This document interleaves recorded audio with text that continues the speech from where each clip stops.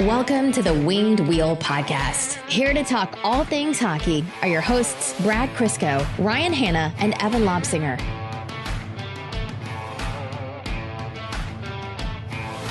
It's weird having this milk bag sitting to our right again, eh? Forgot this guy even existed. I liked you better when you were just the Mark Stahl 1000 shirt draped over this chair. I wouldn't have known that. We know. Okay. Welcome back from your little golf tour. How was it? It was awesome. Yeah. It exceeded expectations. Some courses very much the opposite, but some were everything and more. How's the wallet? I don't even know where it is right now. That's for the best. It's either in my car or somewhere in my house, and I have no idea. All right. Welcome to the Winged Wheel Podcast, folks. Back with a full roster. That was Evan sitting to my right. My left is Brad Crisco. Yeah, you're no longer fake Evan. And I'm Ryan Hanna, and we're here to talk to you about all things Red Wings hockey, the world of the NHL, international hockey again. I just did a wildly different intro. I didn't do our usual. I didn't give Evan his opportunity to deliver his line. That's what happens when you're gone. We're all out of sorts, man. That's right. That's right. I'm a glue guy. Yeah, you are a glue guy. That's upsetting. Why are you a glue guy? You were 25 minutes late today. But my dinner was great. Oh, I thought it was the roads. Definitely wasn't better than my dinner. What was your dinner? I had like a shrimp pasta that I made. It was really good. Yeah, that's not better than beer and cake, but it's close. I know people don't like when we go on tangents before we start talking hockey, but I need to tell this one. I was in Windsor over the weekend, very briefly. My apologies. Yeah, thank you. Which will hold true even more so in a second. It was my mom's birthday earlier in the week, and I wasn't able to make it midweek. So, you know what? Another year your mother lives. Another year you're not a doctor. God, man. I'm about to do this self-deprecation. Can you give me a minute to get there? Sorry. Your turn. So I went home to see my poor mother, who doesn't have a doctor for a son. And in the evening, my dad was like, hey, I'm going to go play poker at Caesars. There's a Caesars in Windsor. And I was like, yeah, I really like poker. I don't play often. I don't think I'm that good at it, but I like it. So I'll go every few years. And I hadn't been since before the pandemic. So I went. And I don't know why I do this to myself, because the people of Windsor play in that poker room like they have nothing left to live for. They robbed me blind. And it's tradition for me. So I'm like wandering through the casino floor, heading back to the parking lots the evening. And I probably look like a maniac, like muttering to myself, eyes wide open. And then all I hear is, hey. And I look up and I see someone and I'm like, relative? No. Friend? No. Like someone I went to high school with? No. And then he goes, Winged Wheel Podcast. I watch you all the time. And I was like, right, I'm in Windsor. Right. And so, Dean, thank you for saying hi. Apologies for the disheveled, jarred look on my face and the world's worst handshake. I hope you had a better evening at Caesars than I did. But he caught me at my lowest moment. This is why I stick to the craps and blackjack tables. Yeah, man. For someone who likes poker this much, it really does piss me off. It's like golf, but just with cards. Yep. I've tried the poker rooms before. They are the most miserable places on planet Earth. I hate them so much. Not even that I'm a huge poker fan or whatever. It's just the vibe sucks. I'm like, when you go to a casino, it's like a night out. You want to have some fun. Like, I know I'm going to lose some money, but if I can prolong it and have fun while I'm doing it, it's great. That's why I love the craps table. Everybody's playing together. That's where you get the like stereotypical movie scenes. Everybody's high-fiving each other, having a good time when the puck hits. And then you go in the poker room and it's like, if you even so much as attempt to bluff me, I will end you and your entire family before you leave this building. Yeah. You act. That's very accurate. Yeah. Okay, folks, what's up on this episode of the Winged Wheel Podcast? We are going to be taking a look at some news about the Red Wings, both the Red Wings, the team this year, this upcoming season, some projections that have come out through articles from Dom Luszczyszyn from The Athletic in terms of the value that they've added to their team, certain contracts, and how they rank among the league's best or worst, Detroit's contract efficiency. And we'll be taking a look at Red Wings abroad, the Red Wings prospects playing in the World Juniors coming up almost immediately here. And then we'll be looking at some lines and then some news from across the NHL and whatever else happens to come up. Before we get to that, of course, I do want to call out that we are proud supporters of the Jamie Daniels Foundation. They're a children's foundation initiative that was established in memory of Jamie Daniels and founded by Jamie's father and Red Wings lead announcer Ken Daniels and Jamie's mother, Lisa Daniels Goldman. They strive to end the stigma of substance use disorder and provide support to those struggling with the disease or who are in recovery. To learn more and offer your support, visit jamiedanielsfoundation.org. Lots more to come on that. As well as some other relevant news in future episodes. Okay, the World Juniors. It's weird that it's happening right now, right? Yeah. I thought it would be something I was excited about. Like when it got rescheduled in January, I was like, okay, at least we get the World Juniors. And now I'm kind of like, I don't know. I forgot it was coming until I started seeing rosters announced in the last few days. Yeah, like there's so much else happening, right? Like training camp is happening soon. The Holenko right now. It's summer break, really. Like everyone is kind of tuning out, and it's funny how it just doesn't fit in your head. Well, yeah, like I was telling you before we started recording, I had my 2-week, like, am I watching any hold highlights right now? No, absolutely not. Am I going to the arena? No, absolutely not. So I'm in that mode, and then all of a sudden it's like, okay, this is the week I start to get back into it. Oh yeah, there's this major international tournament right away. Get ready. Can you give the folks at home who might not be familiar the rundown on how we ended up with the World Juniors in early August? So there's this thing, if you haven't heard about it, called COVID-19. So, as we all know, the World Juniors usually run over New Year's. And this year they got about 2 games deep into the tournament before too many players in the tournament had to quarantine and be shut down for the tournament because of this COVID-19 that you're just hearing about for the first time now. Right. So because of that, organizers decided the logistics with how it was breaking down just could not happen. So rather than delaying it weeks or a month and, trying to stretch it out while the players are there and players going in and out of quarantine, shut it down and try again. So this is the try again. So rather than canceling it entirely, they delayed it to almost literally the last possible minute before these players have to start reporting to their club teams for the year. Right. So it'll be a good kind of tune-up for a lot of these guys for the season. And yeah, I don't know if we're going to get the same quality of hockey as we would in August versus mid-season, but who cares? It's going to be fun to see either way. Yeah, there's the sentiment that a lot of players aren't going to be going who otherwise would because they want to prep for training camp, right? They want to make an NHL roster. Even European teams like Marco Kasper declined his invitation to this tournament. And that sucks, but at the same time, you're like, it's going to open up an opportunity for other guys here who otherwise might have been on the fringe or cut or, had absolutely no playing time and now they're feature players. William Wallander. Yeah. So just to go through it, some of the Red Wings representatives from Sweden, William Wallander, defenseman, Simon Edvinsson, obviously on defense, and then Theodor Niederbach, who I don't know if he'll slot in as a center or wing. He usually plays center for Sweden, which, by the way, does it not feel like Theodor Niederbach's been a Red Wings prospect for 5 years? How is he still in the World Juniors? I know. I think it's because we've been so hyper dialed in on the prospects over the years that each one seems like a century ago. Jan Bednář in net for Czechia. For Canada, Sebastian Cossa in net. And then Donovan Sebrango not only made the team, which some people are surprised by, got an A on his jersey. Yeah, assistant captain Donovan Sebrango. And I don't think anybody should be surprised he got on the team. He was on the team in a pretty prominent role before it got shut down in December. And I mean, I think he even scored a goal and had a couple points in those couple games. It's weird that people were surprised by that. Yeah, the guy who's been succeeding for 2 years in the AHL is going to play a prominent role in a junior tournament. That shouldn't be shocking to anybody. Yeah. Emil Viro on D for Finland, and then for the U.S., both Carter Mazer and Red Savage made it. Red Savage had 2 goals in the pre-tournament game yesterday. Yeah. I like that. It's good to remind people that Detroit has some elite names in their prospect pool.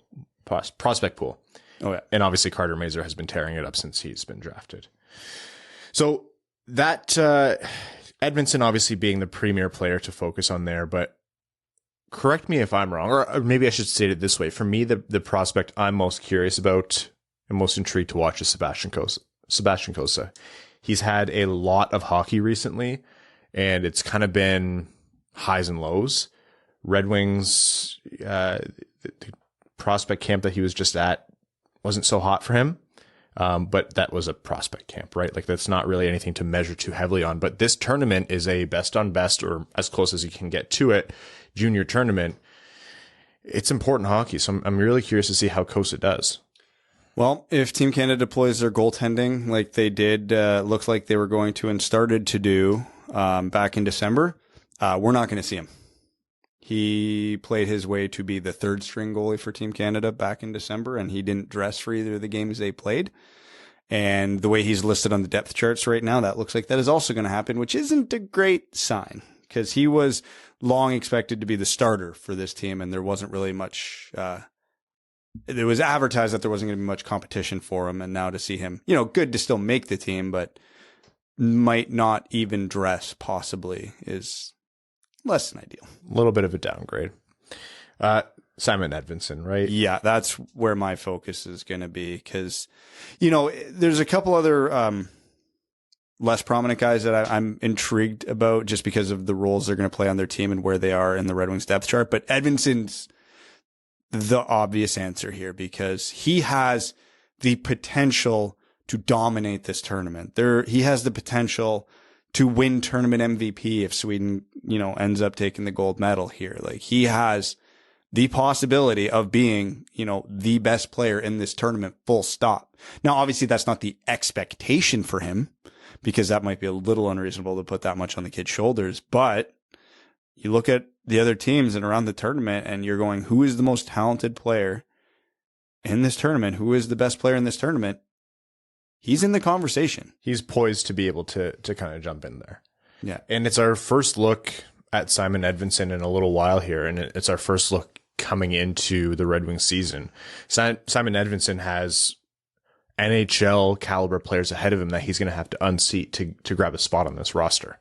He's got the potential. And him playing in the World Juniors isn't going to probably be beneficial to him by the time, February, March rolls around and he's really effing exhausted. Right. But playing in the World Juniors should, in theory, give him a leg up on all the guys he's competing for spots with because he's going to be playing competitive hockey before these guys even get to training camp. Mm-hmm. And not just competitive hockey, like a very, very high level, high intensity tournament. So he'll be up to game speed before anybody else is, even boarded a flight to go to Detroit or Traverse City or wherever. So, he'll have that advantage. And, beyond him, I think probably the two guys Red Wings fans should focus in on more than others. Obviously, we're going to play super close to attention to all of them. I would say would be the three other left shot D, because Wallander wasn't on the winter team. Sebrango has now been thrust into a bigger role because of his improvement on the favorites in the tournament. And Emil Viro doesn't get talked about a lot because he gets overshadowed by the Edvinssons, the Wallanders, the Johanssons, the Sebrangos of the world. But he's going to play a huge role for Finland as well. And, we talk about how much depth there is on the left side of the Red Wings D, even though on the NHL roster, it leaves a lot to be desired, even still with the free agent signings. You still need a couple of these guys to pop. The depth is great, but if a few of them don't pan out, it's all for naught. So now we're getting one tournament where we are going to get a very good look at four of them in prominent roles on contending teams. So this should be a really, really good litmus test to see how the left side of the Red Wings future is shaping up. Is there a Casper? No. Are Raymond and Seider playing? No, but like Brad said, there are lots and lots of reasons to be excited and, at the very least, intrigued and curious about these Red Wings prospects. Outside of the World Juniors, where Russia isn't playing for obvious reasons, Dmitry Bichelnikov played in a preseason game in the KHL and ended up with 5 points, 2 goals, and what was initially 2 assists, but added a third. So let's have some extremely calm, measured, reasonable reactions to this. Bichelnikov next Datsuk, right? Just play the thing I said in our draft recap, where I said this kid looks ridiculous. You didn't even give me the opportunity to do your bit there where I'm like, I don't listen to anything you say. Well, too slow. Yeah, I am. But you're right. The kid does look ridiculous. And it's one preseason game, but hey, pretty fun to watch him light it up against fellow or KHL competition. Yeah, I mean, calling the kid Datsuk is completely unfair to him. There's never going to be another Datsuk. But let me tell you about David Pastrnak. No, but in all seriousness, it's even though it's preseason hockey, it's good to see that he's doing this against men, because that was the huge question mark. Even the most staunch, like, what the hell are the Red Wings doing picking this guy here? We're like, oh yeah, he's ridiculously skilled. That's not in question. He's an overager who hasn't done it up levels yet. Okay, well, this is a good start to that. You know, obviously a good sign that he made the Russia U25 team, given that he's only, 19, 20 years old. 19 years old, yeah, September birthday. So, you know, a 5-point game in a preseason isn't nothing. And I think the way he scored his 2 goals in that game is very relevant, because do the Red Wings have a right-handed shot who can bomb like that on the power play? Dude's got a cannon. Like an absolute, his first one was just a one-timer that the goalie got over and was able to get set for, and he just beat him cleanly. And the next one was just a beautiful catch and release into the top corner when from a low to high play. Like, you know, Lucas Raymond's got a bit of that in his game, but ideally with Lucas Raymond, you don't have him as that guy on the power play. He's way better facilitating than being the trigger man. So if you get a Buchelnikov who can be the trigger man with the, you know, Lucas Raymonds and Dylan Larkins of the world, that would be just fantastic. He continues to be one of the most interesting prospects in the Red Wings prospect pool, if you remove like the obvious, you know, top picks in each round. Well, if you want to say just interesting, he's the most interesting. Yeah. Not necessarily the highest ceiling. Obviously, we know Kasper Edvinsson, like in almost every scenario, will end up being better than Buchelnikov. 99 out of 100 scenarios, but he's intriguing, man. This guy's range of options is wider than any other prospect in the organization. And the style of player he is completely unique in this entire organization right now. So he is definitely the most interesting prospect in the pipeline. If you can excite Evan to the point where he is still like, if you can get me to watch a 10-minute highlight clip of you, that is impressive. Like post draft. Yes. Yeah. And then for me to also then remember it, and then remember it for days until we have a podcast, and then for me to then remember that day and talk about it. Yeah. NHL scouts furiously writing down notes, texting Evan, hey, do you know this guy? No. All right, don't draft him. Yeah. Bum. Yeah. Okay.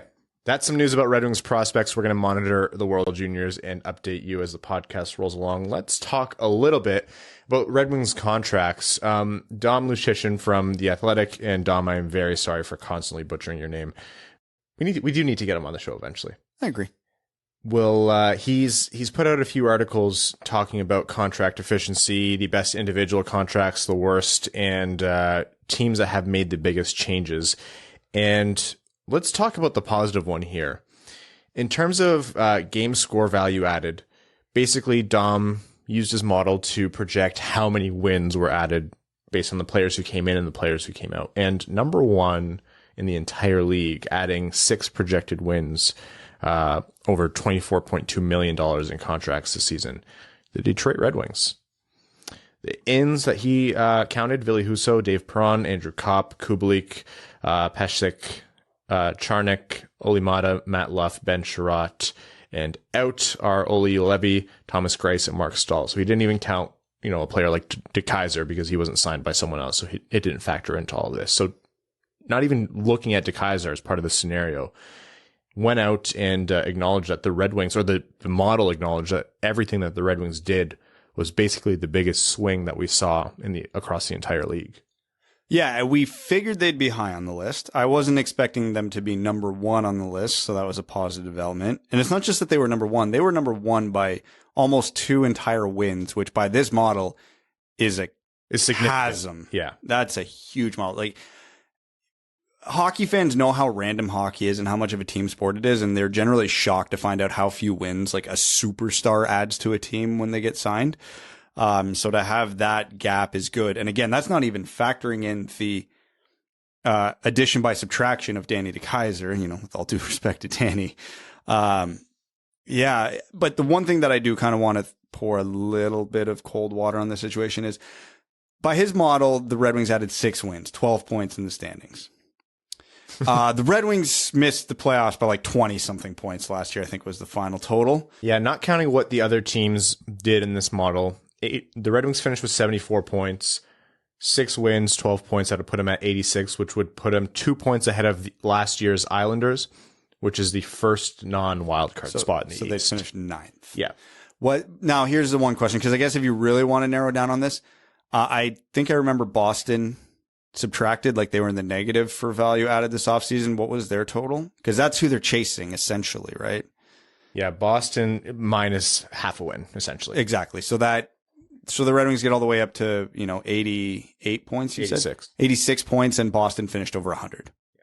There's still a sizable gap there. Now, the one thing this model doesn't factor in is all the injuries the Bruins have until December. They are missing McAvoy, Marchand, Grzelcyk, and I think a couple other players still around Christmas. So I think if the Red Wings get to a good head start and Boston loses a handful of points in that time, which they should, that's the only reality where Detroit probably gets into the playoffs this year. But, so Boston's in the low hundreds, Detroit's up to 86 points. It's a start. Like, we were laughing all year. We knew by December 1st who the playoffs teams were in the East because the gap was so comically large. Mm-hmm. Like, as soon as the Red Wings were overtaken by the Bruins and the Bruins had like 6 games in hand, like, it was done. Like, you knew that the East was set how scary is it to think last year's version of the Red Wings were the last team to fall out of the playoff race who didn't ultimately make the playoffs? That's what, like, whenever people are really, really, really gung-ho about tanking this year and they don't like the way Yzerman moved in free agency to make the team better, I look at them and I say, yeah, in a vacuum, I can understand your standpoint, but Detroit, as bad as it was to watch, is nowhere near the worst team in the league last year. I mean, there was like nuance with games played. Detroit played a lot of games up front, and Detroit had the easiest schedule in the first half of the season. I get all that. But yeah, like Columbus and the Islanders, who are the next 2 closest teams that missed, they were out of the race before the Red Wings were. Again, it's crazy to think about because it feels like this was 3 years ago, but it was really only like 8 months ago when this happened. Yeah. So yeah, but again, circling back to the point of, even though the Red Wings are the most improved by the team in the league, they were starting in almost the basement. So, still a lot of stairs to climb. It's so easy to get excited about this team, and I genuinely am. I think it's going to be a lot more fun to watch games at the LCA.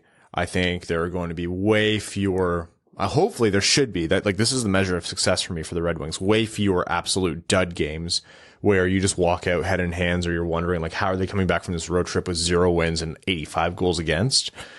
But the point you made initially, Brad, I think illustrates it well in terms of here's where you should temper expectations. If, let's say the model is underestimating it. Let's say they add, 8 wins. That's still not a playoff team. Let's say they add 10 wins. That's still not a playoff team by last year's measure. 13. Like, they are a ways off. A lot better is a lot better, and that should be celebrated, but they have to be way, way better to be a playoff team. And it's not impossible, but there is a lot of work to be done this upcoming season, next off season, next draft, et cetera, et cetera. This is a grind. Now, that's not to say there's no chance, though. I'm not saying much better chance than in the past. Hockey's a random sport, but unfortunately, as valuable as analytics are, there's certain things they just can't take into account. Like, I don't think anybody's sitting here and going, Alex Nedeljkovic will be as bad as he was last year for that prolonged stretch. No, I don't think anybody's expecting that. That's not even factoring in Ville Husso. If you can get, we'll just say 50-50 split, 41 consistent games out of Ville Husso, because you didn't get that from Thomas Greiss. And if you can get 41 relatively consistent games out of Alex Nedeljkovic, that might almost be 6 wins there. Right. And I think the model's not measuring the difference that defense is going to make for Nedeljkovic. No, and not even the natural progression of a goalie developing. Yeah. Right. So ideally, there's so many factors here. And again, like we talked about with the addition by subtraction to Kaiser, Boston's injuries, God knows what a lot of the other teams in the East are going to be this year. So I'm not sitting here and saying, by temper expectations. I'm saying get playoffs right the hell out of your head. No. Playoffs are a very real possibility this year. I'm just reminding everybody, the still most likely outcome is the Red Wings miss the playoffs, and I'd say almost comfortably. Then the next most likely scenario is the Red Wings just miss the playoffs, and then the most likely scenario after that is they make the playoffs. It's way less crazy. Like when people are amped up about the season, and over the past however many years, 5, 6, 7 years, they've been saying Red Wings playoff team next season, I'm calling it. Depending on the year, I would say you're either insane or crazy. And this is the first year where I've thought, yeah, you know what? I can't call you nuts. I'm still not putting my money on it, but there are more than one way. There's more than one way where this could shake out, where I think the Red Wings could squeak in. A lot has to go in their way, but that's NHL hockey. I think a lot has to go right for them, and a lot has to go wrong for a couple other teams. Yeah. Just for me, it just boils down to enjoy watching a better team. Like, don't really have any expectations. Like, if it's not an absolute tire fire this year, and they're in games and they don't get blown out 9-2, like, that will be a success for this team. So whether that means playoffs or not, I think it's irrelevant. Playoffs would be nice because it's been a hell of a long time. But I think it's just enjoy the team for what it is now and the progress they're making in an incremental fashion. All right. So Dom also mentioned measured each team's contract efficiency. So basically excluding entry-level contracts, because those are kind of a cheat code for teams. Looked at the term and price of the players based on their performance. And the Red Wings didn't measure up so favorably on this one. So I think this is an interesting conversation. Detroit came 20th in the league in his model. Their best contract graded out to be David Perron, and then the last remaining year of Tyler Bertuzzi just behind him. And from there, it kind of gets worse. And it's really interesting because I think anyone who looks at this can't just react to it blindly based on the ranking. Like, Dom does a really good job of explaining context, explaining the strengths of the model and what some blind spots might be. And so I encourage you to do that before, tweet at him angrily or anything like that. No, I'm just here to read the numbers. Yeah, that's right. Context. And, without a big shock here, the 10th worst contract in the NHL by Dom's measure, how his model projects, is also the Red Wings' worst contract, which is Ben Chiarot's 4-year, $4.8 million deal. And that seems to be what drags Detroit down this list. It's important to note that the 2 ELC contracts they have in Raymond and Seider have such an insane amount of value that if those counted, they'd rocket way up the list. But let's avoid that. Let's ignore that for now. What do you think of his or the model's measure of where the Red Wings are in terms of overall contract structure? It's about exactly what I was expecting. Because, you look at value of contract, and what most people will do naturally and logically is go dollar value, cap hit to point production, or with defense, it's a little harder, but so you look at Dylan Larkin, 6.1 mil for like a near point per game, number one center. How the hell is that not worth more? Because he's only got 1 year left. That's why term factors into his model so heavily. And Steve Yzerman's got 2-3 contracts signed beyond 2 years from now. So the Red Wings can't accumulate value by this model because they don't have enough years on the books to accumulate the value. Yeah. So even Bertuzzi is the one of the best contracts that has $2 million of surplus value because it's just 1 year. So if that was a 7-year contract. Yeah. It's Dylan Larkin. I mean, the model doesn't look at Larkin too favorably, but even he is technically a surplus contract. Vrana only has 2 years left. Perron just only 2 years. And you're right, Brad. Kopp and Chiarot, who the model don't look at favorably, are 5 and 4 years, respectively. So it's what we've talked about a lot previously, right? Like, in an ideal world, did you have to give Chiarot 4 years for him to come on? No. In an ideal world, did you have to give Andrew Kopp 5 years for him to join the team? No. But if you want to sign good players in free agency at premium positions, especially Andrew Kopp, that 5th year is I don't want to say small price to pay. I would rather say worthy gamble. And I think that's what Yzerman has explained as well. You're never going to get the ideal, just like you're never going to get the ideal rebuild. You're never going to get the ideal perfect contract structure. So he views those as worthy sacrifices on the path to building a better Red Wings team. So all that said, it is kind of funny to see, all that about the Yzer plan and, Ken Holland's out and no more anchor contracts. And then all of a sudden there's a list of worst contracts in the league and you see a little Red Wings logo make it back on there. You're like, just like old times. I mean, even Dom says he's like, his model's a little too harsh on Ben Chiarot, which I don't think anybody loved that contract when it was signed. I know I still don't like that contract, even though I can like and appreciate the player. And unlike the rest of the boat anchors on that list, Chiarot's only 4 years and it's under $5 million. There's way worse contracts to dig out of. So, what's really the worst case scenario there? It's not that dramatic. Unlike a bunch of those other options where there's no option to get away from them. I will say if an entire team is composed of like this Ben Chiarot contract and that player, like that's how you get the Red Wings of old. The Red Wings of who we've been covering most of the time we've been running this podcast for 7.5 years now. But one or two of those guys who bring tangible value to your team where you decide, yes, I will overpay in term, or yes, I will overpay in dollars. But they are still making a material difference to how this team plays, how they mesh, supporting the young guys who are the actual future of this team.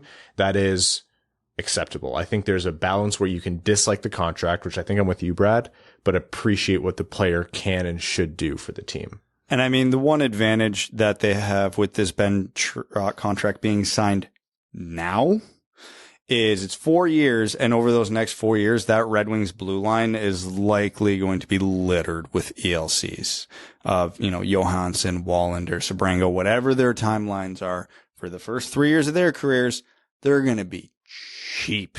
Yes. And by the time those ELCs are up, Chiarot's contract is off the books, so then you can properly balance that spreadsheet again without ever having actually overpaid for it. And if the Red Wings are starting to look at playoffs while Edvinsson is on his ELC, while Kasper is on his ELC, whoever next year's first round pick is on their ELC, like that's going to make a big, big difference. If all goes well with Cossa, and that's still a pretty big question mark because goalies are an absolute black hole in terms of knowing what they'll be. But if all goes well with Cossa, that's a lot more of a patient timeline. Let's put it that way. His ELC will come a lot later. And that could also, imagine the Red Wings have a goalie who's playing playoff games for them on an entry-level contract. Like, that's massive. It'd be like Florida. That's right. And they've had worlds of playoff success. Yes. But when Red Wings goalie's playing on an ELC, hopefully it's planned, unlike Florida. Yes. Because they have a very expensive problem there in Florida. Okay. You that low on Matthew Tkachuk? Weird. We'll talk about Calgary in a second here. First, I want to I said Matthew Tkachuk. Oh, that's right. Yeah. What does that have to do with Calgary? Nothing, if you ask them. They don't care anymore. All right, we're going to take a quick break here to let you know that today's episode of the Winged Wheel podcast is proudly brought to you by the FanDuel Sportsbook. They're a sponsor that gives hockey fans what we really need, especially during the off-season doldrums, even more excitement in the game. There's so many reasons why FanDuel is America's #1 sportsbook. They're simple to use with great odds on different betting markets, giving you more action every game day, and they're tons of fun with unique bet types like same-game parlay and exclusive promos on the biggest events. And when you win, you get your winnings back safely in as little as 24 hours. Listen to this. FanDuel is letting you place your first bet risk-free up to $1,000. Just place a bet on any game, and FanDuel will refund you up to $1,000 back in site credit if you don't win that first bet. If you win, you keep the cash. If you lose, you'll get up to $1,000 back in site credit. Download the FanDuel Sportsbook app to get started with that risk-free bet of up to $1,000, and be sure to sign up with promo code WWP so they know the Winged Wheel podcast sent you. That's FanDuel Sportsbook, promo code WWP. Must be 21 and older and present in New Jersey, Pennsylvania, Illinois, West Virginia, Indiana, Colorado, Iowa, Tennessee, Virginia, or Michigan. First online real money wager only. Site credit is non-withdrawable and expires in 14 days. Restrictions apply. See sportsbook.fanduel.com for details. If you have a gambling problem, call 1-800-522-4700 in Colorado, 1-800-BETS-OFF in Iowa, 1-800-9-WITH-IT in Indiana, 1-800-GAMBLER in New Jersey, Pennsylvania, Illinois, or Virginia, Tennessee Redline 1-800-889-9789, 1-800-GAMBLER.net in West Virginia, or call 1-800-270-7117 in Michigan. Okay, let's take some time here to do some line projections. I caught you off guard there, eh? Lines. Like an actor? Yeah, that's what right. they do? Yeah, we script. Believe it or not, we script every episode. Everything Evan says has been planned for weeks in advance. We have That's right. We have a lot of copywriters on this podcast. That's right. It's all just my dog Abby. The monkeys on the typewriter that are my brain cells. Multiple monkeys, eh? You've upgraded. Yep. When did you bring in the new recruits? Abby missed you, man. I know. She literally, we scared each other when I opened the door, and then she like jumped on my feet, and then I tried to move, and she like bum stomped on my feet again. Yeah. The last time she let you go, you left for 2 weeks. That's right. She counted. She can't count. Neither can you. No, you guys are sharing the monkeys. That's right. All right. The Detroit Red Wings have some interesting roster decisions to make this coming season. So I'm going to read out some names for you, and let's go through what we think some lines could be. And I'm going to read these names in the cap-friendly order. So we're going to be looking in terms of salary and position. Dylan Larkin, Andrew Kopp, Jacob Vrana, Tyler Bertuzzi, David Perron, Pius Suter, Oscar Sundqvist, Dominic Kubalik, Adam Ernie, Michael Rasmussen, Lucas Raymond, Giovanni Smith, Philip Zadina, who still is without a contract, Ben Chiarot, Philip Hronik, Oli Mata, Jordan Osterley, Moritz Seider, Gustav Lindstrom, Mark Pesic, Stephen Comfort, Jake Wallman, Simon Edvinsson should be counted too, actually. Robbie Fabry on injured reserve, Ville Husso, Alex Nedeljkovic, and anyone else, like Jonathan Berggren, if you want to count. Oh, obviously Joe Veleno is in the mix, Elmer Soderblom, and then, you have the Chase Pearsons, the Cross Hanneses, the Taro Hiroses, what have you. So that is quite a bit of, I think, healthy competition for the Red Wings roster. So why don't we start with the forward lines? Brad, you first. Top 6. Where does it stack up for you? Well, there's a few angles you can take on this one. Let's just stack the lines. First line is your best player. Second line is your next best players. Third line is your next best players. Or you can spread the talent out. I think the way the Red Wings are constructed now, they have the option to do both pretty comfortably. For sake of simplicity on this, I'll just go with I'm going to just stack my lines based on talent as best I can and just give those top 2 lines the most ice time. Either construction I would make of this roster, my first line is Larkin, Raymond, Bertuzzi. You can't get away from that. If it ain't broke, don't fix it. And even if you tried to fix it, I don't see a better option. That line just makes too much sense. It's your best center, your best left winger, and what's probably going to be your best right winger for a decade. Mm-hmm. Don't tinker with it. It works. And then on the second line, you didn't bring in Andrew Kopp to be a depth player. Based on talent, he's definitely not going to be a depth player on this team, so he's your second line center. Same with David Perron. I think those 2 guys right now you can staple to the second line. I think the decisions as to who's going to slot across them will be a little more interesting, again, based on how you want to construct this roster. I put Jacob Vrana there. Why? Because he's the best option.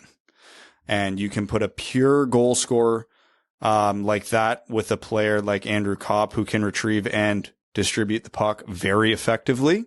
And you have, offsetting wingers who can shoot in Perron and Vrana and also have good ability to move the puck. That line has the recipe to be successful. Again, not one of the better second lines in the NHL, but good, possibly above average. What I would consider there is maybe throwing Kubalik on that left wing instead, or Zadina, freeing up Vrana to go play on the third line with Suter and whoever, again, Zadina or Kubalik or whoever, however you distribute that, to create a more dangerous third line. I don't think there's a bad option there, but I think based on talent, Vrana probably should be getting second line minutes. So that's how I would divvy it up. I agree. Larkin, Raymond, Bertuzzi, you do that until it doesn't work. And there was very little indication last season outside of injury or just pure wear and tear that wasn't going to work, right? Outside of the defense struggling to get them the puck at any point during the game. Right. And I don't know what's going to happen. No one really knows what's going to happen yet with vaccine restrictions or anything or Bertuzzi's status. So I'm doing this under the assumption that he plays every game. That line sticks together. Maybe the trade happens. Who knows? But for now, Larkin, Bertuzzi, Raymond, I am a full supporter of what Jeff Blashill did last season with Lucas Raymond, which was shelter him by give him the most offensive opportunity you can. So even when he's slowed down, it's not like he was a non-factor in the game. My second line, I understand what you're saying, Brad.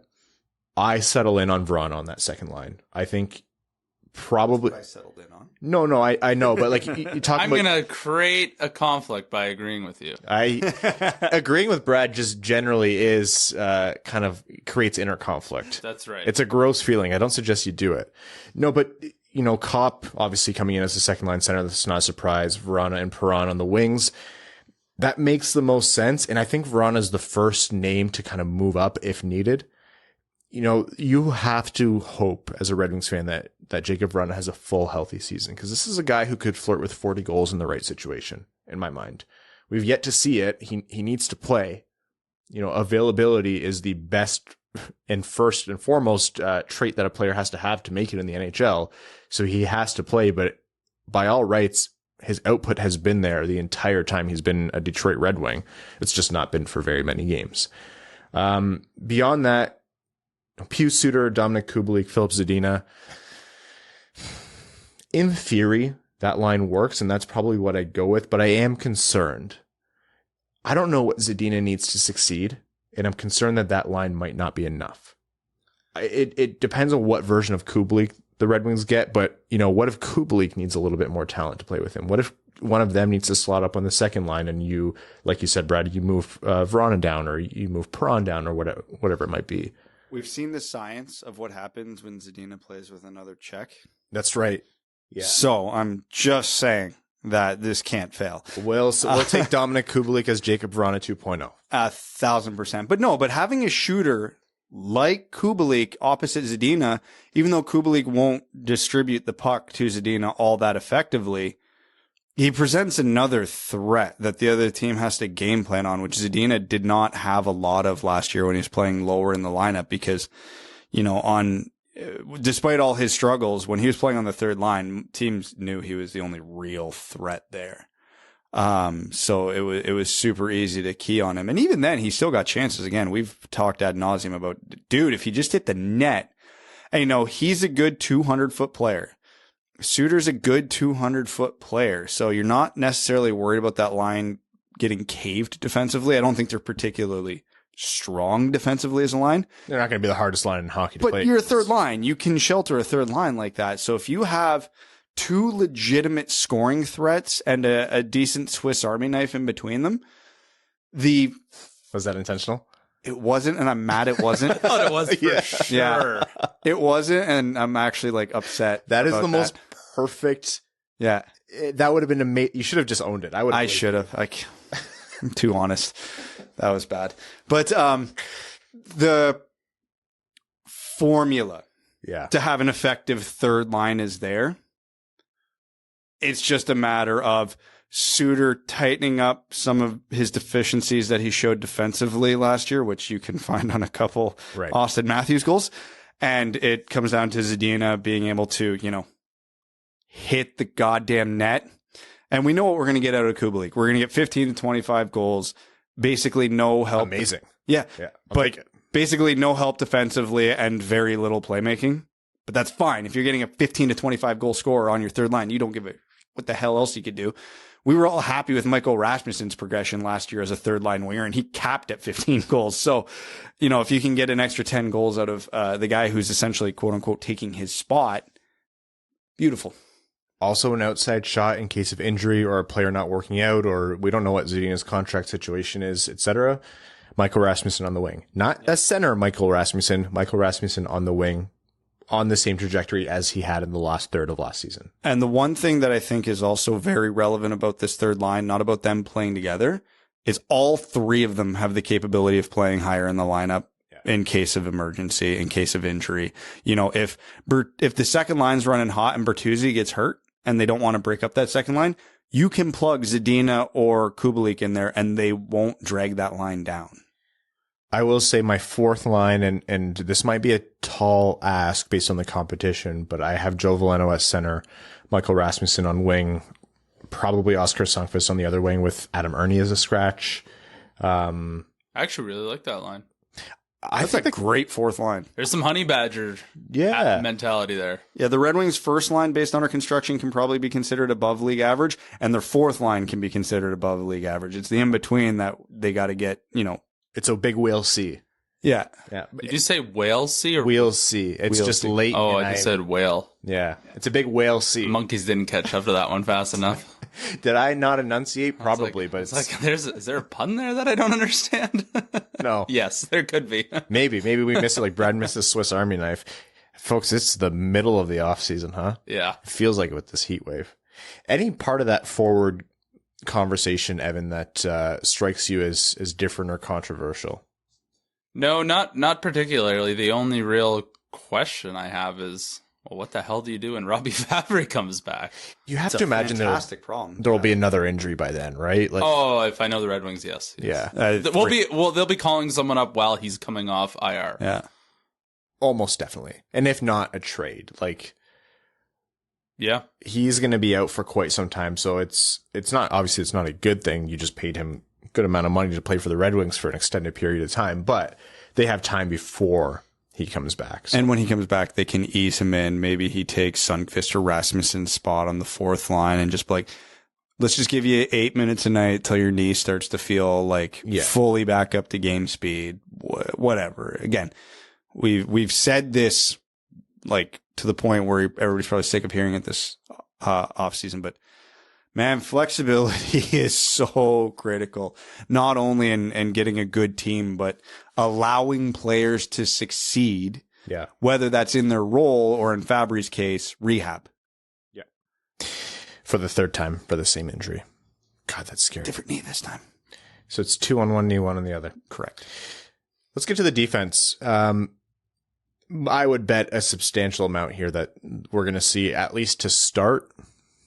We'll see how the preseason shakes out. Maybe they realize in the preseason this doesn't work, but I think the first look for defense will be Ben Chiarot and Moritz Seider on the top pair.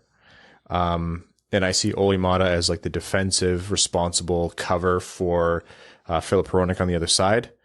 And then I can't believe I'm saying this, but genuinely the third pair of the Detroit Red Wings defense might be the most interesting roster spot of the season, because does Simon Edvinsson beat out the likes of Jordan Oesterle, Jake Wallman? Well, he'll be out to start the season. Pasik's out to start the season. Robert Hagg, whoever else. God, I forgot about Hagg. Yeah, and then there's, is it Gustav Lindstrom on the other side? Steven Kampfer. Yeah, you obviously, a lot of people will hear those names and you're like, yeah, well, we never heard of Hagg before. We never heard of Kampfer before he got injured. We never heard of Pasik before. That doesn't mean that they're not an NHL caliber pro who could slot in as a 6th or 7th D-man. And does Simon Edvinsson come in on the left is again, the biggest question for me. So I project that he will. I say he does. How? I say he does, and I say he plays with Gustav Lindstrom on the third pair. What does that mean, like, contract-wise, in terms of all the other NHL defensemen the Red Wings have sitting there? None of them are making enough that their entire contract can't be buried in Grand Rapids. Oh, I see. Okay. None of them. They're all like legitimately the highest earning, scratchable They would all have defensemen. to go through waivers, yes? Yeah. Yeah, but Jordan Oesterle makes $1.35 million. Like that's the most substantial earning, and I think 7th defenseman. And if someone gets claimed, it might solve a couple problems. They're not getting claimed, right? Like they're just you know what? If you lose a Steven Kampfer to a waiver claim, okay. We'll be all right. You'll probably be able to get him back later. No emergency podcast. No, not for that one. Anyhow, I think it is worth mentioning, though, and we said this last year and it happened, but we're going to say it again this year. Last year we said Lucas Raymond is not getting a spot on this team unless he kicks the damn door down in training camp and preseason. And he did. It wasn't that Lucas Raymond was good leading up to the season. He was unbelievable. Mm-hmm. He gave them absolutely no choice to send him down. Seider was a given. Raymond was a shock. Yeah. And Raymond gave them no choice. And that's why he was on the team. That same thing goes for Edvinsson this year. Yeah. Because they have Hegg, they have Osterley, they have Kemper. These guys, while not superstars, are capable at the NHL level. You know you can plug them in on the bottom pair, and they are not going to, pardon language, shit the bed every time they step on the ice. Right. Edvinsson has to be comfortably better than those guys to risk losing one of those guys in waivers. Even though it's no big deal if they do, the organization's not going to just let a guy walk on the hopes that Simon Edvinsson might play better than he did in preseason. But if Simon Edvinsson's at that point in his development, he leaves them no choice, then yeah, the spot's his. It's as simple as that. I'm going to disagree on the minutia of this. I agree with you, Brad, that Simon Edvinsson has to earn it. Like, this isn't going to be a given, but I do sense with Simon Edvinsson that the team is going to give him a little bit more leeway and maybe a little bit more leash in terms of not being as dominant as Seider or Raymond was, and still probably earn that spot for a couple reasons. One, they want to rebuild and build out that blue line in a serious, substantial way as soon as possible. And they understand the value of NHL reps for NHL defensemen. Moritz Seider was a phenomenal surprise, even for his biggest fans, even before everyone recognized just how good he was. No one was really expecting a Calder level season from him. Steve Yzerman could think the world of Simon Edvinsson. I don't think he's sitting there saying, yeah, this kid's going to win a Calder just like Moritz Seider before him. So those NHL reps are going to be important, and the sooner that happens, the better for the Red Wings' future. I don't think he has to come in and kick the door down like Lucas Raymond does. I think he has to come in and basically just get close to the other guys around him. Like, Hag, Osterley, a healthy Pesic, for example. Those aren't nobodies, but that's as low of a bar as you're going to find in terms of be as good as these NHL players. If the last year's Red Wings team, the bar was subterranean, this year it's been elevated at least a little bit. Yeah. But no, I don't necessarily fully buy into that, because Edvinsson, you didn't draft him to be a bottom pair defenseman. And obviously with depth in his rookie year, if he's a bottom pair defenseman, that's still the likely outcome. But that's not the expectation for Simon Edvinsson. If he's not coming in, if he looks like a bottom pair defenseman, he's not on this team. Like, that's the reality of it. Even if he is playing less minutes than Chiarot and Mata ahead of him, but he looks like he can leapfrog them, and or at least in the ballpark as they are this year, giving the Red Wings an above average bottom pair D, they're probably better suited just letting him work out the kinks in Grand Rapids, sliding the year of his ELC. And, they signed a billion depth defenseman for a reason, right? It's to shelter these guys in situations like this. So, there's obviously value in both sides of this, but yeah, I think it is one of those cases like Raymond. I think it is, he has to look like a star. Even if there's warts in his game, he still has to look like a star, or else it's probably better served for his development to play at a level where he can play like a star. Does Simon Edvinsson make it? Yes or no, Evan? What do the monkeys in your brain say? The monkeys say no. Oh, no. They say no. What do you think the third pair is going to be? Doesn't even matter. I mean, you're right. If it's not Simon Edvinsson, it literally does not matter. It's going to cycle in and out of. It'll be different almost every game. Okay.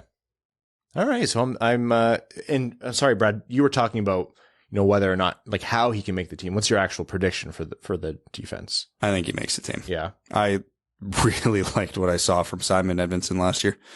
I may change my tune in like 10 days. Evan Lobsinger changed his tune? No. I'm a man of my convictions. They're very changeable. Yeah. And very quickly here on the goaltending. Ville Husso coming in, kind of the same situation as Alex Nedeljkovic. Not a reclamation project, but a talented goalie from a successful team who the contract wasn't working out there for one reason or another, and they didn't want to pay him, so the Red Wings picked him up. Ville Husso's making a little bit more and is signed for longer. Does that make him the de facto 1A to a 1A, 1B tandem to come into the season, or is it completely up in the air? Not all. It is 1,000% up in the air. This is the season of ride the guy who is hot at that time.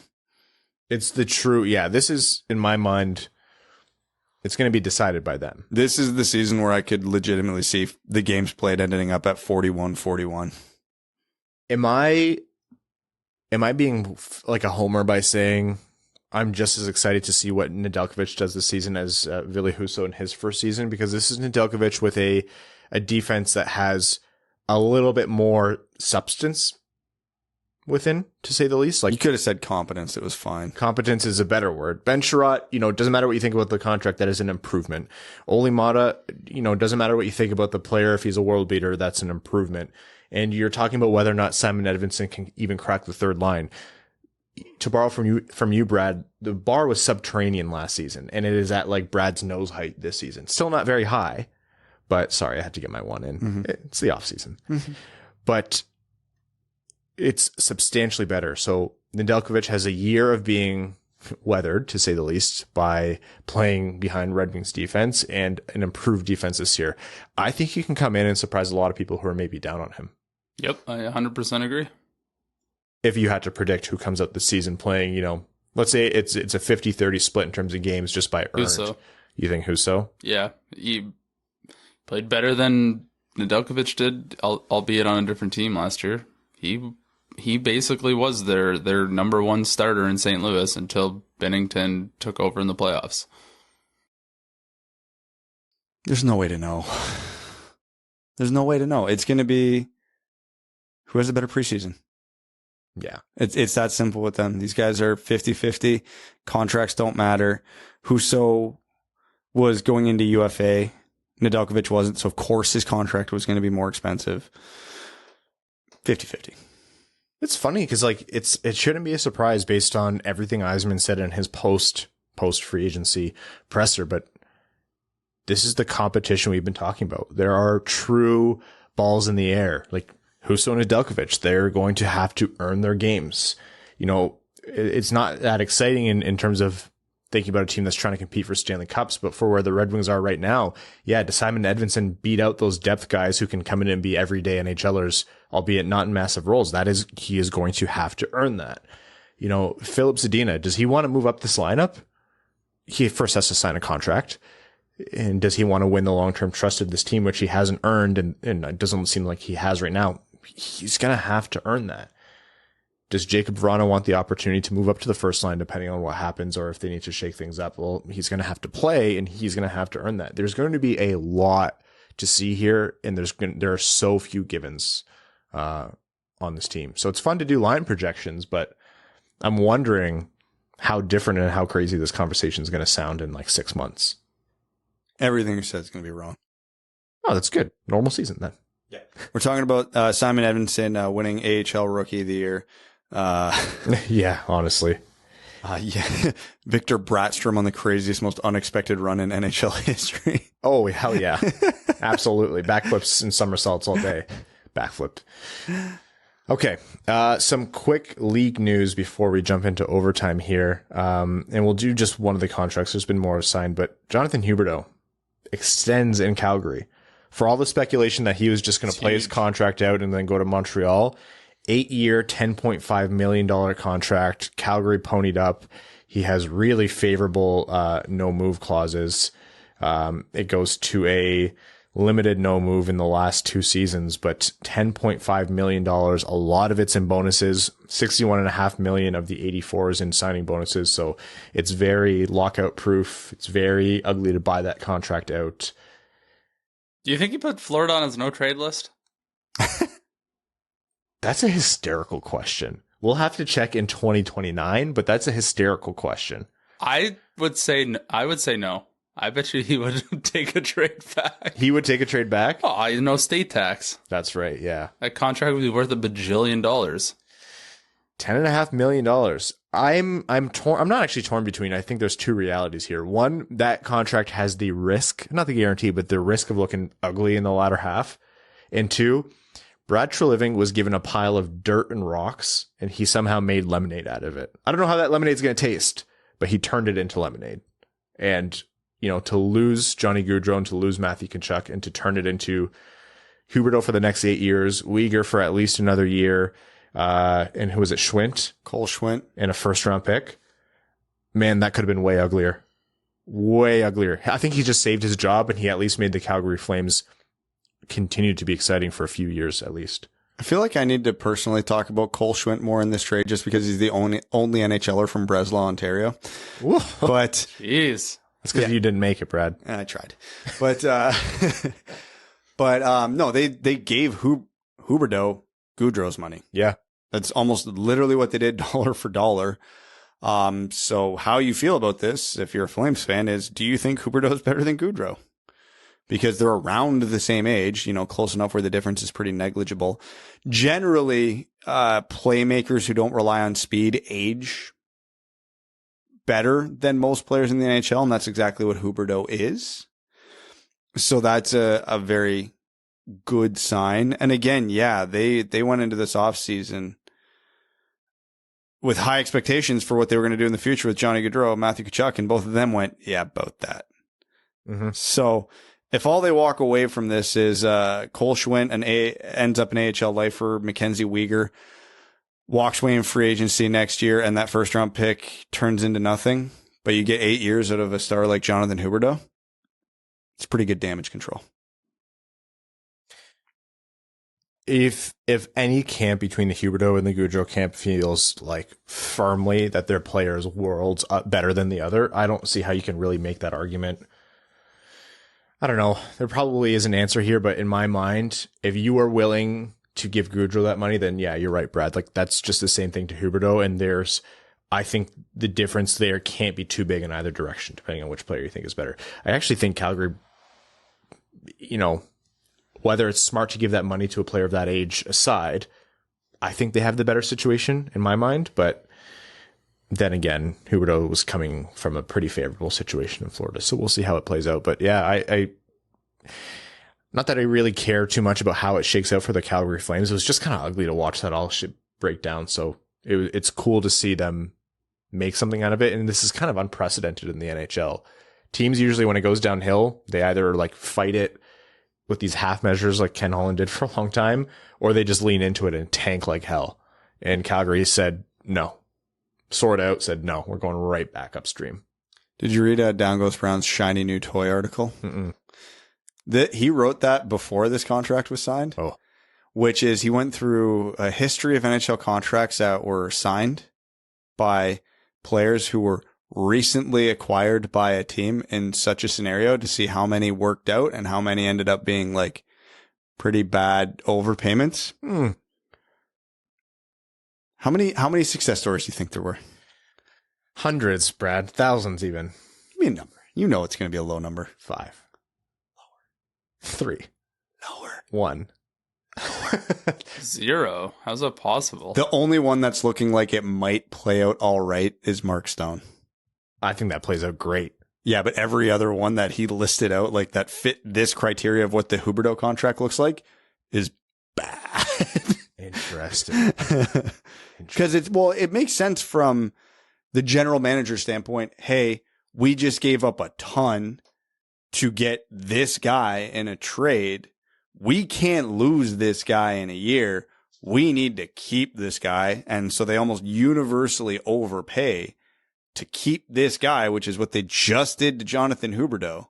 It is an overpay, almost. Almost definitely. And but it is worth noting, not everyone is at the fault of the player. Because one of the examples was Tyler Seguin. Mm-hmm. Tyler Seguin was a fantastic player and never really dipped in production until his hips went. And that is don't lie. Yeah.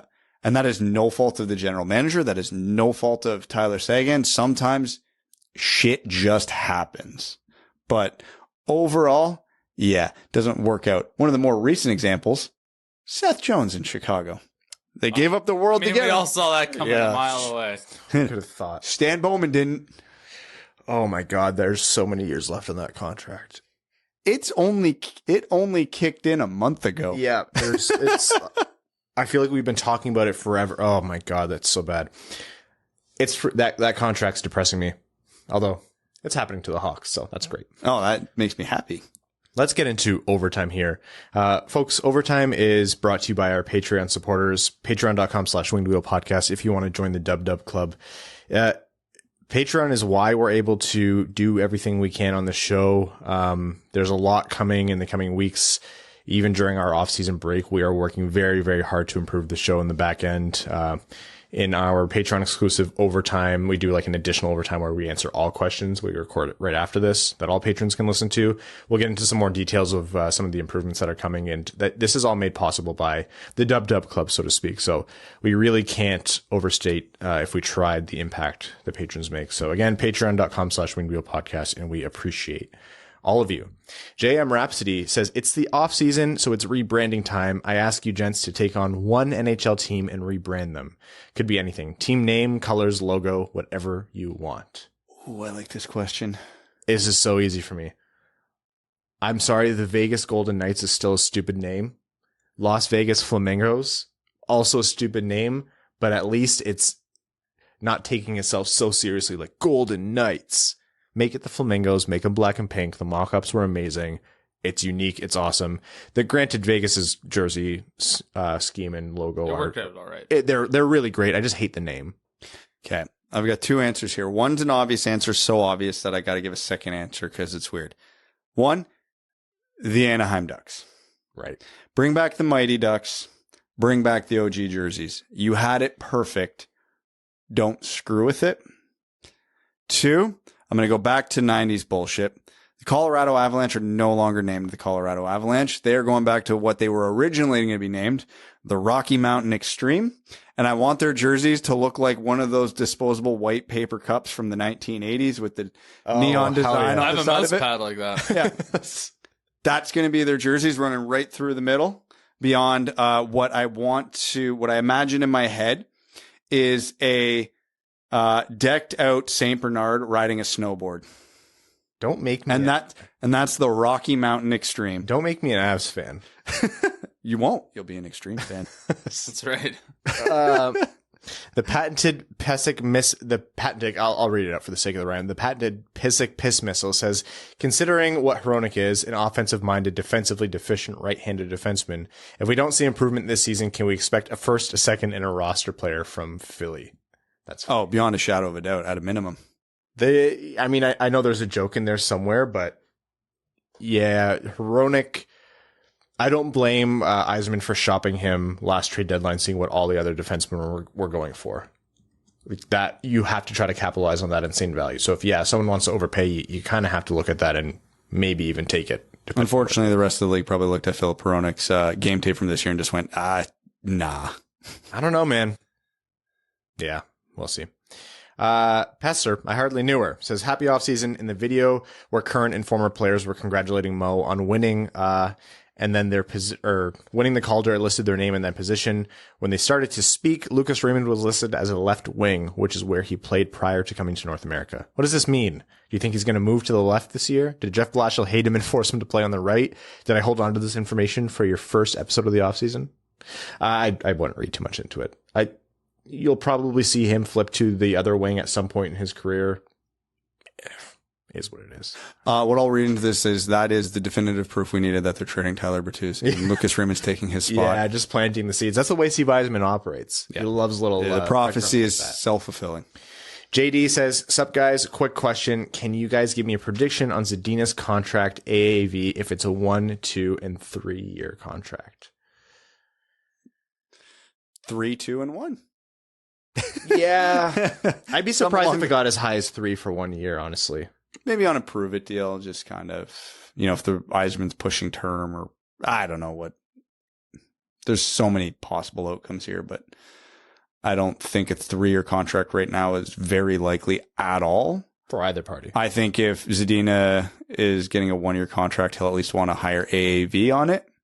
So somewhere along those lines. It's such a shame because even though I think we're very honest and sometimes probably harsh about Zadina because a lot of his flaws are solely based on how he's approached the game in tough periods. Like that's what makes NHL players different than others insanely talented players is they get through the tough times and still make sure they're everyday NHLers. But Zadina's underlying numbers, and if you break down his game, like he still does so many things right, even when he's bad. He's never been bad. He just can't score. he can't score, but then he lets that affect the rest of his game, right? Like, it's just Not even that. Even his bad games, he wasn't a liability. His giveaways got kind of annoying. His giveaways get annoying at points. But I know what you mean. It's not like he's out there as, you know, the worst version of Justin Applicator that we ever saw or anything like that. Anyhow, Crangus McBasketball says, how confident are you in Raymond's ability to take that next step as a consistent 70 to 85 point player? I think a lot about Nyquist burning onto the scene in 13-14, and looking back, that's probably his best season. Nyquist was a mid-round pick. That was him overachieving. Lucas Raymond's a 4th overall pick. This is expectation. Also, look at the age that they came into the league. Nyquist Was like almost in his mid-20s at that point. he was ripe and played pro hockey in the AHL. Like, Raymond came in, burst onto the scene, and had the production he did in his rookie year. As So a teenager. I like any forward in the NHL as a rookie who does well. Don't discount what the sophomore slump can do. It's not a mythical thing. Teams have tape. Players have more expectations put on them. There's a lot of different things that factor into the sophomore slump. So I don't necessarily guarantee an improvement in points, but it's pretty likely. I'm very, very certain that he's going to be a consistently productive player in the NHL. It'd be kind of shocking that if he wasn't. You look at the way he plays fundamentally, and it's, yeah. Yeah, once he gets into his prime, I think like 70, 75 points is probably his floor. Cody Stark says, I know the analytics community has always struggled with goalies and measuring their play. I know it can't really be one thing, but what do you think should be the number one factor? I think it should be rebounds. That's what I work on most with my goalies. Cody Stark is a goalie aficionado and guru. Almost all goalies can be directly related to a rebound, whether it happened a second before the goal, or almost all goals can be directly related to a rebound, whether it happened a second before the goal or a minute before the goal. I mean, Cody, you probably know better than us. I think rebounds is a good one. I put rebounds are 50-50 though. You still expect the defense to help you out on those ones. I'll approach this as a shooter just because that's what I know and that's what I've done for the last 30 years of my life. Angles and positioning on goaltending is what makes the huge difference for me. I can play a big sound J.S. Giguere style goalie or a Tim Thomas, acrobat in the net. The goalies who are masterful on their angles, and I don't just mean getting center to the shot, but depth from the net, are the guys that I struggle with the most. Because if I have, a 6'6" athletic goalie, but he plays super deep in the net, I have looks, I have holes. Whereas if I've got, a 5'11" goalie who comes way out and is super aggressive and I have nothing to look at and he's quick enough to keep with me side to side, those are the guys I struggle with. Like those guys who can just center you and give you nothing to look at. So when we talk about goaltending positioning, that's what I mean. You look at, Carey Price was the master of this in his prime where he never made fancy saves because when that puck went from Marchand to Pasternak cross ice, by the time it got there, it hits Price in the chest because he's perfectly centered to the shot. He's the Peak perfect Price. Yeah, he's the perfect depth at the top of his crease. So you have nothing to look at. So to me, that's like number one with an exclamation mark. That's the biggest factor. I have to agree that positioning for me is what I look more at. But I mean, I think rebound is intrinsically tied to it. Mental, like, I don't really know how you measure this, but a goalie's mental fortitude. And by the time they're at the pro game, how much can they control themselves from spiraling when things get bad? Because things get bad for every goalie at some point, their fault or not. How long do they stay in those ruts and can they come out of it? Big test for Nedeljkovic last season. He was in a rut, came out of it. And that's what you need to look for. Okay, last question here from Reed says, how much do you think Yzerman values the SHL development route as opposed to the various North American options when trying to decide between potential prospects to draft? I wouldn't be surprised if he thinks the SHL route significantly helps a prospect reach their ceiling for the alternatives, and this could help explain his recent propensity for drafting Swedes. Yeah, when we asked Chris Draper in his interview, and when Yzerman has been asked on other occasions, they'll never outright say it. And, I don't want to pretend to know what the team thinks, but I would imagine, Reed, that you're onto something here.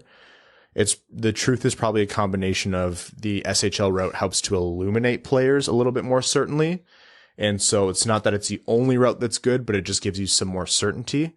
But also, yeah, I mean, for the Red Wings, it's been pretty tried and true of late. So, and they have a really, really strong European scouting team over there. So they're more likely to, in my mind, to find European studs that way. It'll never be the only option for a player to be successful. Like, you know, by some miracle, if they land Connor Bedard next year, they'll be happy to have Connor Bedard and he'll have come the North American route. But yeah, the playing pro hockey in the SHL, they've earned their accolades and their trust in my mind. You think we just did prospect profiles on players in Sweden's development system and like have the rights owned by SHL teams this year, we'll save ourselves a lot of time? No, that'll be the first time the Red Wings go North America. You know for a fact that that's when they go North American. How much time do we spend on Matt Savoy? That was the mistake. Not that he wasn't a worthy pick. It's you spend the time on it. He was on the wrong continent. Yeah. We came around to the Marco Kasper conversation around the same time we came around to the Cutter Gauthier conversation. And I think at some point we expected neither to be there. Yeah. Really, things had to kind of get shaken up by Chicago for Kasper to be there. So yeah, if we do only Swedes, it'll be a North American player. American drafted 11th overall. They'll win the lottery and be forced to draft a Canadian. We can force fate's hand. Oh my God, we're on to something. All right, folks. It is 1 trillion degrees in here, so we are going to wrap up this episode of the Winged Wheel podcast and record the Patreon exclusive. There is, for patrons, going to be a midweek episode this week of some sort. Next Sunday is our next full main episode as the offseason rolls on, barring Steve Yzerman doing anything insane. It's going to be an interesting and a fun one for you guys. We've been looking forward to this one, so stay tuned for that. I'd like to thank all of you who have been listening, bearing with us through the off season. We appreciate you giving us the patience of a break. Evan, I know you appreciated it, wearing your Cabot hat, getting some good golf in. Yep. For us, it's nice. As much as we love hockey and love talking about it all the time, it is nice to kind of unwind, spend time with family and friends, and give ourselves a break from each other. You hugged me when you saw me today. That is, unless you are Abby, that is untrue. Yeah, you only hugged my dog. Although I will. I did say something to you. What did I say? It was rude. You said, "What do you want?" Yeah, I said, "What do you want?" The first time I saw you in the three. Missed you too, buddy. Anyhow, thank you for rolling with the off season with us. Just because the content has slowed doesn't mean it's gone away. We'd like to thank all of our listeners, the sponsors of this podcast, the FanDuel Sportsbook, and our name level supporters on Patreon. Arjun Shankar, Yves Bartels on behalf of the Sarah Garan Foundation, Aikfer, the Stay Fresh Cheese Bag, Nick Perks, Terry Driver of the number 69, Crying Ryan Hannah's Banana Slam and Jamathon, Matthew M. Rice, Brandon M., Carl Brutanen Naluski, Chimmy, Citizen High Five, Connor Scovey, Coyote Season Tickets in Tempe, Craig Kibble, Derek Enstam, DJ Denton, Give Blood Fight Probert, Hassam Al-Qassem, Jay Gollum, Jacob Turner, Kalen Wood, King Tone, Kyle Hashman, Marcus, Matt McKay, Nicholas Fritz, R.A., Ryan Hanna, Ryan Hubbard, Scott Martin, Zachary Rogers, Ryan Hanna. You guys really didn't change the names yet, eh?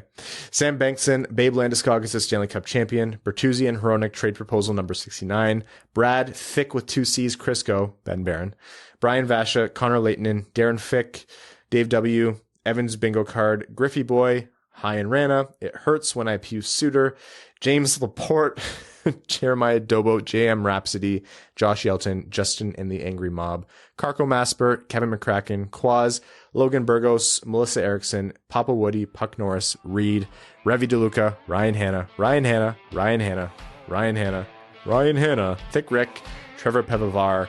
Thank you all so much, you bunch of weirdos. We'll talk to you either midweek or Sunday. Thanks for tuning in to the Winged Wheel Podcast. Be sure to check out wingedwheelpodcast.com, where you can subscribe to the show on iTunes, Spotify, or wherever you get your podcasts. You'll also find links to other ways to support the show, such as Patreon, official podcast apparel, and more. And don't forget to follow the show on Twitter at Winged Wheel Pod. And of course, the hosts at Brad Crisco, at Ryan Hanna WWP, and at Hockeytown Evan.